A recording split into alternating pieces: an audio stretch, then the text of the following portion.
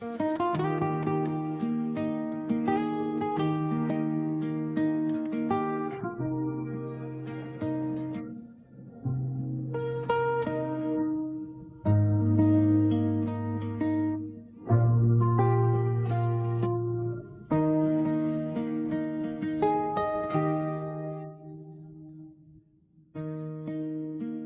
Shem?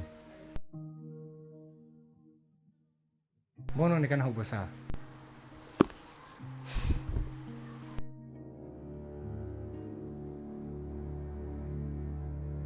Hivi wewe kimekuleta nini kwangu? Wewe umefanya hadi mume wangu kabadilika humu ndani, hanisikilizi kwa chochote. Haujui ile tatizo? Ulijui? Sikupendi katika watu nawachukia. Yaani wewe ndio umeshika namba moja, alafu unakuja topa kwangu shem. Ujisikia aibu ukiita shem, afu bado unaharibu ndoa za watu. Una akili wewe?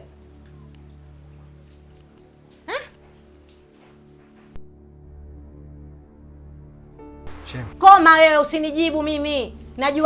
Najua nini? Kiherehere wa kufitanisha ndoa za watu tu. Mwanaume mzima usitafuta nyumba yako nayo ukalelewa. Na wanaume na wajua tena wako special kwa ajili ya kufanya kama hivyo, kumchukua mwanaume wakamtunza wakakushughulikia. Nikupeleke wewe, nikutafutie mtu.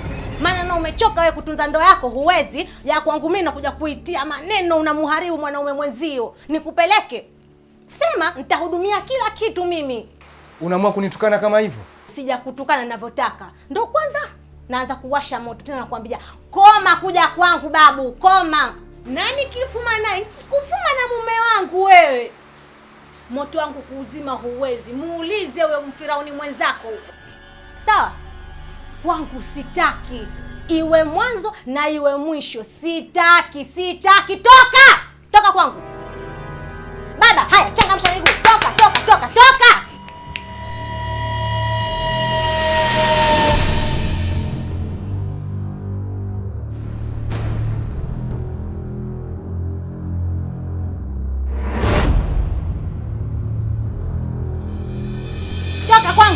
Sikiliza kauli yangu leo, mimi pia ni binadamu, si chombo cha kuumizwa. Mimi ndani na juma, najificha nyuma ya kicheko chetu. Unanidharau mbele za watu, unaniita mvivu ovyo, lakini mikono hii imechoka. Ndugu yangu, hii ndo hali halisi nyumba yangu, ila Waswahili wanasema ndoa ndoana.